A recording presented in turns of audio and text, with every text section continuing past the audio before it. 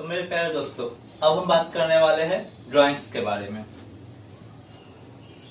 Drawings का मतलब business के मालिक के द्वारा बिजनेस से निकाला गया रोकड़, गुड्स, एसेट्स ड्राइंग्स है, जो वह अपने निजी प्रयोग या घरेलू प्रयोग के लिए इस्तेमाल करते हैं।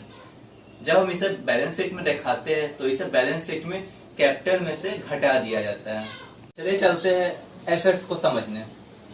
एसेट्स यानी संपत्ति, व्यापार में उपलब्ध मौजूद सभी वस्तुएं जिसका कुछ न कुछ मूल्य हो, वो एसेट्स या संपत्ति कहलाती है।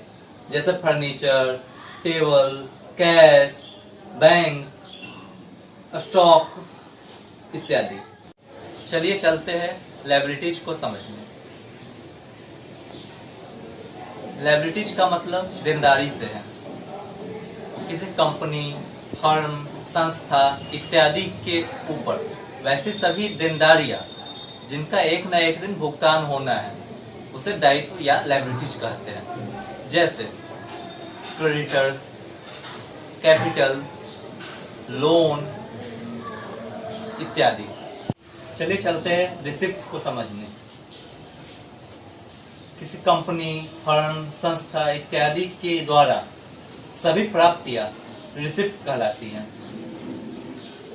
अब चलते हैं एक्सपेंडिचर को समझने। सभी कंपनी, फर्म, संस्था इत्यादि के द्वारा किया गया वैसा एक्सपेंसेज, किया गया वैसा खर्च जिसका उद्देश्य लाभ कमाना हो या जिससे कंपनी को या फर्म को लाभ मिले, उसे एक्सपेंडिचर कहेगा। फिर है एक्सपेंसेज।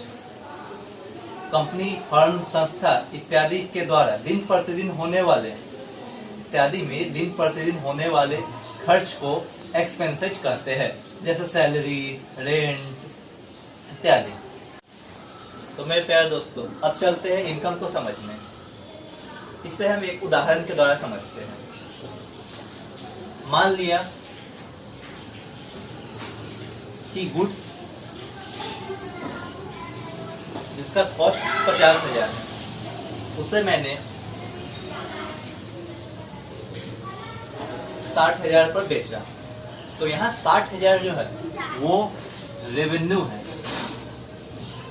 60,000 यहाँ जितने की मुझे प्राप्तियां हुई वो रेवेन्यू हुआ। लेकिन जब हम रेवेन्यू में से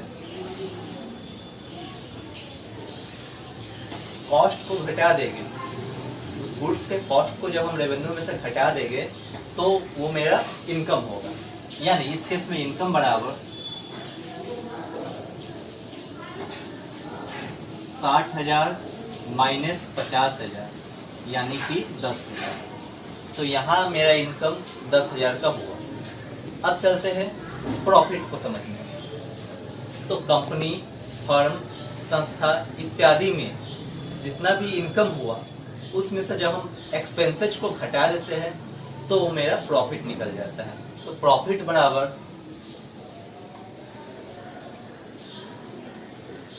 इनकम माइनस एक्सपेंसेज। अब चलते हैं गेन्स को समझने। तो इसे हम एक उदाहरण के द्वारा समझेंगे। माना कि मेरे पास मशीनरी है जिसका कॉस्ट 2 लाख है। अब जब हम इसे 2.5 लाख में बेचेंगे, यानी कि सेलिंग वैल्यू 2.5 लाख है, तो यहाँ मैंने जितने ज्यादा पर बेचा, यहाँ मैंने कॉस्ट से जितने ज्यादा पर बेचा वो मेरे लिए हो जाएगा गेन्स, यानी कि 50,000। यहाँ 50,000 मेरे लिए गेन्स हुआ। अब चलते हैं लॉसेज को समझने। कभी कभी कंपनी, फर्म, संस्था इत्यादि में इनकम से ज्यादा एक्सपेंसेज हो जाते हैं, तो उस केस में कंपनी को प्रॉफिट न होकर लॉस का सामना करना पड़ता है। यानी कि लॉस बराबर एक्सपेंसेज माइनस इनकम।